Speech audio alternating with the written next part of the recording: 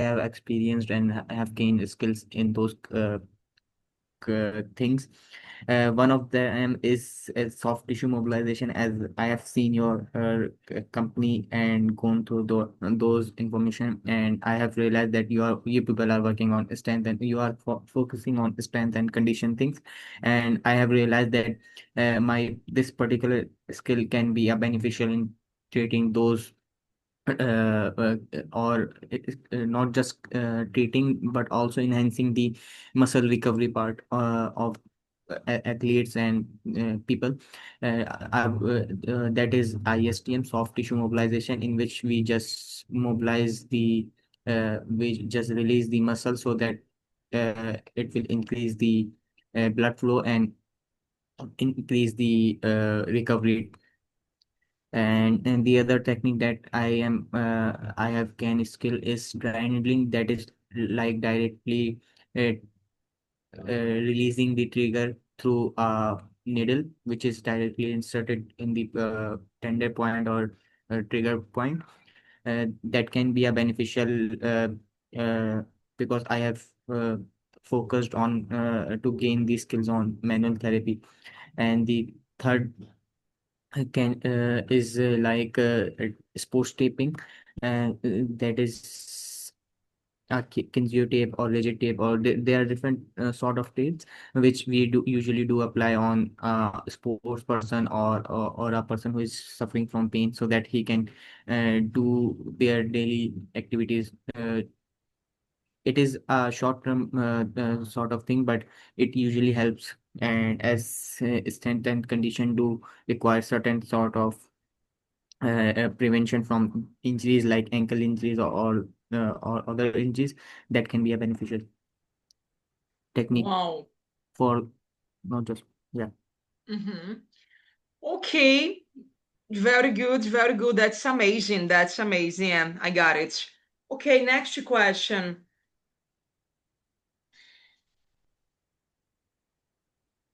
Which kind of problems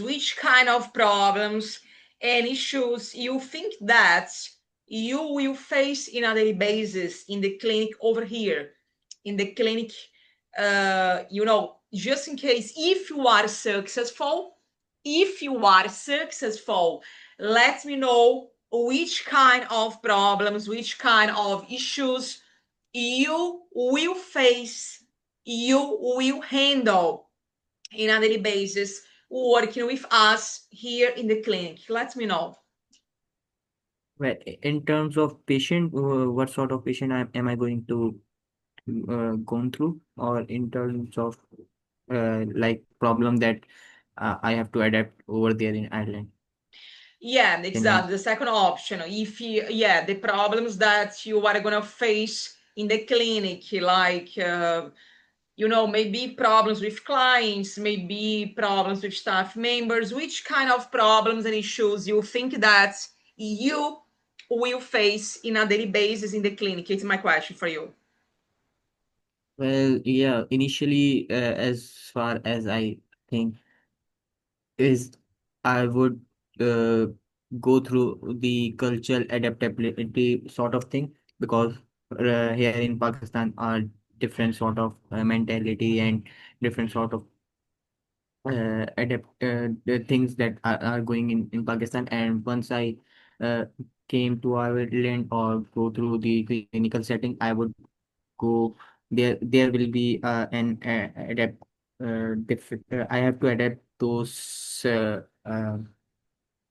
thing, and maybe I would go for the communication gap, because I have to adapt the accent and adapt the conversational standards of particularly Ireland, because maybe these two things I would fo focus. And Wow, lovely, so powerful. Thank you. Okay, you think this is gonna be the accent, the language?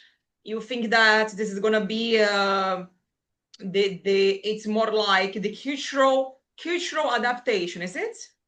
yeah, it is. Okay, okay, super, very good. Yeah. Question number 6. Let's go. It's your first time working in one European country. This is your first time working in one European country. Yes, it will be my first time to work in a European country. Perfect. That's not a problem. Another question. It's your first time in the country. It's your first time in Ireland, is it? Yes, it is. Okay. Perfect. Um, how do you prepare yourself before you start the new job role? How you can prepare or how you are preparing yourself just in case if you are successful. Can you just share with myself about your preparation before start the job role, please? Well, yeah, I would just initially I would just check the weather and all those stuff and prepare myself to adapt those things because the weather here is quite hot sort of thing, and I have came to know that Ireland is quite have a good temperature and cold weather over there, and it's quite rainy over there. Then I have to adapt and prepare myself for those sort of things. And yeah, the language is the second thing that I have to work on, and I will just go and research on the accent sort of accent thing and the cultural adaptability. What are the norms of Irish culture? I would just search and work on those things so that I can be better prepared.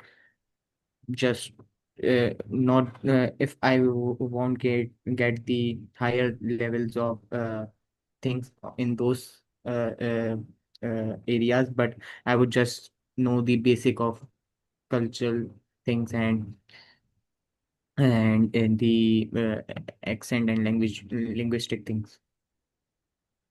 I got it. Yeah. Perfect. Well done. Very good. That's amazing. Um, you think you are prepared? You think you are qualified? You think you are prepared? You are qualified to assume this position in the next months? Yes, I can manage that. It will take a little bit more to uh, to do up the paperwork and visa and all those stuff. It would take a little longer than 1 month. Yeah, if you are talking about myself, yes, I am prepared to join the clinic next month. But these factors can affect the things like visa and all those stuff because these things are not in my hand. By myself, Yeah. I will. Yes, you think, yeah, go ahead. You think that you are qualified, you are suitable to start this position, is it? Yes, I am. I believe that I am suitable for this position because I have uh, uh checked all the things that whether I am aligned with the needs of this company, and I came to know that there are things that I have gained and that can be a beneficial for the company, not just by myself. And focusing on manual therapy is another thing which is beneficial, and uh, that can go in the positive um, that can be positive for me. Wow. Well done. Well done. Perfect. I like that. Okay. Question number 7. Question number 7 right now. Okay. Let's go. Question number 7.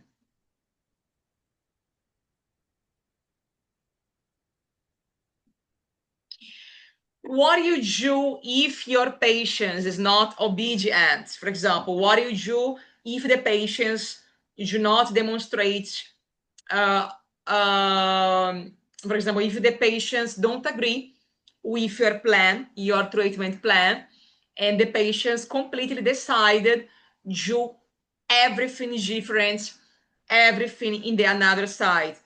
How do you handle the situation? Because maybe the patient is a little bit rebel. Did you notice that? The Yeah. patients, it's a little bit rebel, and it's not a teenager, okay? It's not a teenager, it's one young adult. Let's imagine the guy is one young adult, not a teenager, but he don't agree with your treatment plan. He don't pass for you directly that he don't agree, but Eh, he demonstrates in his actions that he don't agree, and then he decided do completely the opposite of the treatment plan that you pass for him. How you handle this situation? Let me know. Well, yeah, initially I would just uh no I would just go and identify the cause why he's rebelling. Either it is the exercise, or it is his nature, or it is my attitude towards the patient. What is causing the that rebellion sort of stuff. And once I came to know either it is my attitude that is causing the rebellion, then I will try to change the attitude towards the patient. If it is the exercise, then I would just change the plan of or the rehabilitation exercise that will be more convenient and more that the patient can do more conveniently. And if it is the patient's behavior, he is not serious uh, for the rehab, he's not going doing the exercise in a serious manner, then I would just uh, identify the pros and cons of his behavior towards the exercise plan. That if he's not going to do this exercise, or he is not going to cooperate with me, then these are the disadvantages, or these are the uh, factors that he's going to be in that he's going to through after a few weeks, or after the injury, that can be negatively affected his or can give them lifelong impairment. Wow, I totally understand. Yeah. Question number 8. Thank you so much. Okay. Thanks, Samirian. Question number 8. Let's go.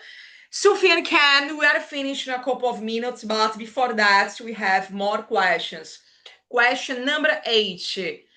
Uh, do you think emotional intelligence it's necessary to assume this job to become one musculoskeletal physiotherapist? Do you think that it's quite possible? It's necessary emotional intelligence in nowadays to assume this position in the clinic. Let me know.